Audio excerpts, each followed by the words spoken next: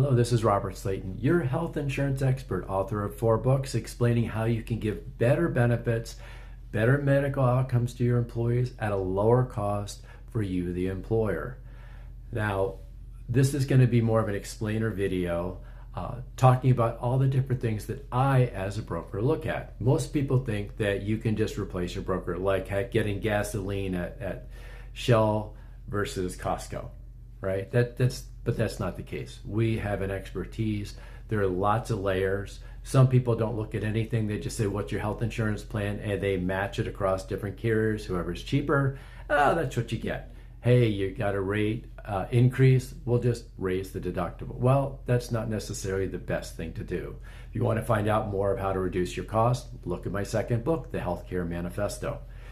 Now, so I'm going to go into a bunch of different aspects just to give you an idea of how much thought and depth goes into this. I am a consultant. I get paid an hourly fee if you just want me to come in and do your consulting. Realize that I get paid as much of it as an attorney because my value is actually as great, if not greater than an attorney, because if I design a health plan correctly for you, you could save millions of dollars per year. That's pretty cool.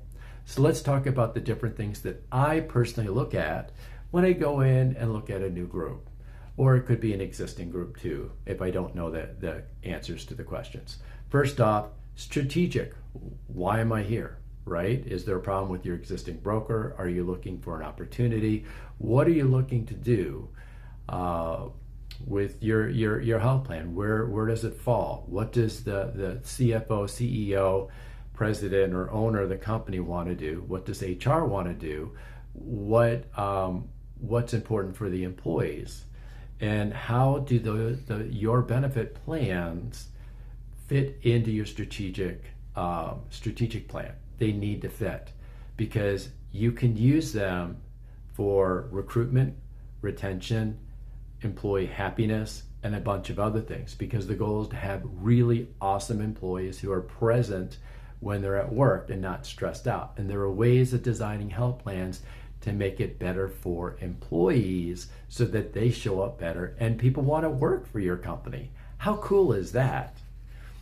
Next, we look at demographics. What does the company do? Who are your employees? Are they union, non-union? Are they teachers? Are they government? Are they old versus young? What are the cultural differences? Are a lot of your employees from a foreign country? Well, that's important because how you communicate benefits, what benefits you give them might be different depending on these demographics. What's the gender split? What are the ages? What kinds of employees do you have? Do you have warehouse? Do you have office? Do you have college educated? Do you have no education? Where are the employees located? Are they around the area? Are they across the country? Are they across the globe? What are the average wages for employees? And split that out to different departments, warehouse, office, things like that. Who's on the plans? Is it just employee only? Is it employee spouse, employee family?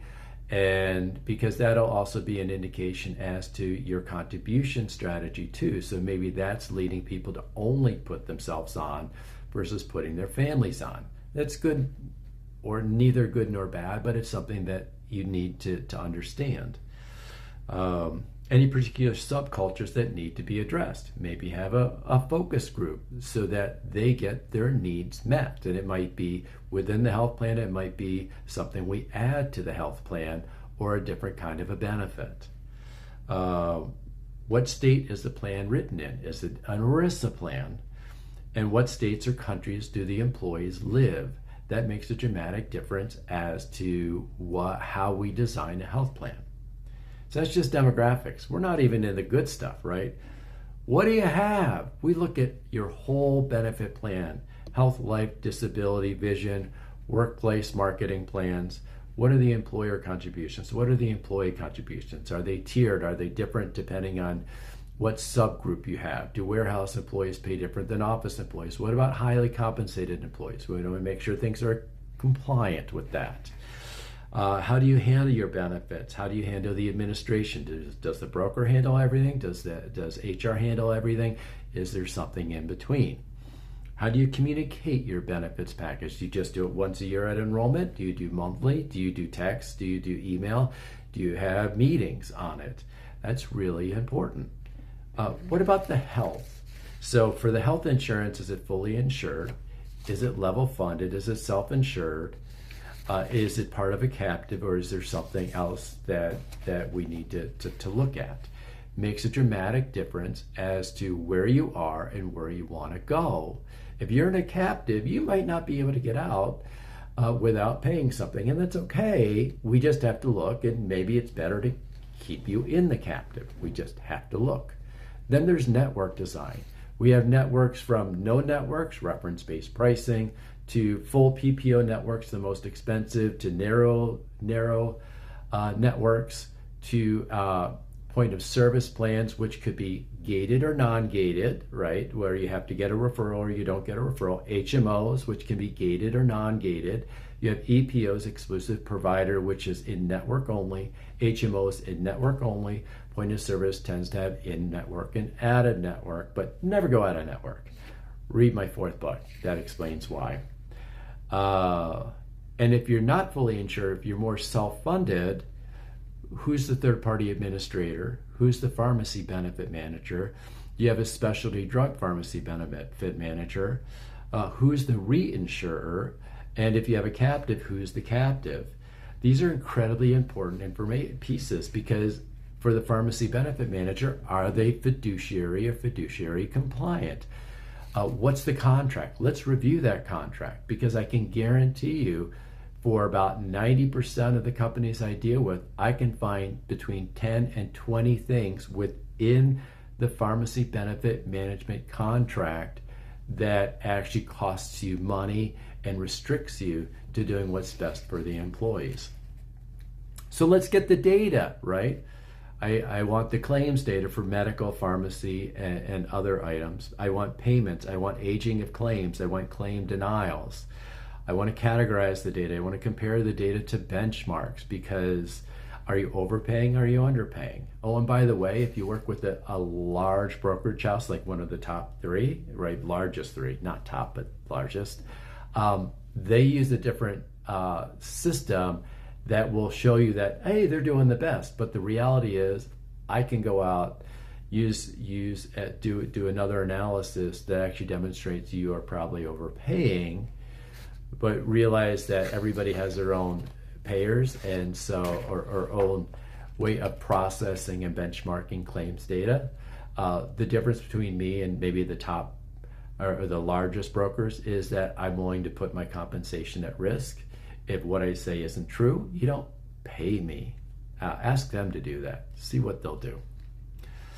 From there, compliance. Oh, look at that. Compare against compliance calendar. Includes Form 55 filings. Have you filed a Form 5500? Do you need to file Form 5500? Who handles your compliance? Does the broker? Do you have an attorney? Does HR handle compliance? Any history of non-compliance or actions against you from the Department of Labor or any other government agency too. Any current compliance actions, any employee issues or lawsuits. These are very important things to think about. And finally, future-proofing the insurance. Whatever we do today has to be able to work 1 year, 2 year, 3 years from now. Do we actually know what's going to happen 3 years from now? No, but we have really good trends to figure it out so that we can future-proof the insurance. So again, trends in the marketplace that may impact anything that you do. From compliance, right? If you look at, who's in power right now and the different regulations they're throwing out or taking away. What's the medical trend? A true medical trend, cost of, doing a procedure. Issues with employees, maybe you have mental health issues. That was especially important coming out of COVID. There were a lot of mental things going on, and there still are, and that needs to be addressed. What about diseases, medications, GLP-1s? Think about it. United Healthcare said that, their profits went down. Some of it's due to GLP-1s. They're very expensive drugs. And so how does the insurance handle it? What do you need to do? What can you do to minimize the impact of these on you? Especially if you're a large group and you're paying the claims, you need to understand that, because that's dramatically going to impact how much you're going to spend. And there's a right way of doing it and a wrong way of doing it, but we need to see if there are any future drugs that should be covered or not covered, and things of that nature. Carrier modifications. Carriers are modifying their plans, what they do cover and what they won't cover. Some are doing exclusive relationships with one GLP-1 and getting rid of all the other drugs on their formulary. And if somebody's on Wegovy and they're having an exclusive relationship with somebody else, you know what? That needs to be addressed. Whether you have any lasers are exclusions, right? So if you have a person with brain cancer, you might have a laser saying, hey, you know what? We won't cover anything dealing with brain cancer, or we cover brain cancer stuff over $1 million. So if you have lasers, if that's a potential, that's something obviously to look at. And state regulations. Oh my goodness.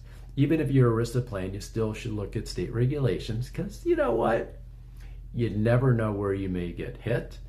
There's certain things you still need to do, even if it doesn't impact the components within the health plan. You might still have to have compliance where you have to provide a sheet explaining how your plan is similar to the 10 pieces that must be in a health plan. So in short or long, those are just a few of the issues that we look at when we come and sit down with you on a health plan.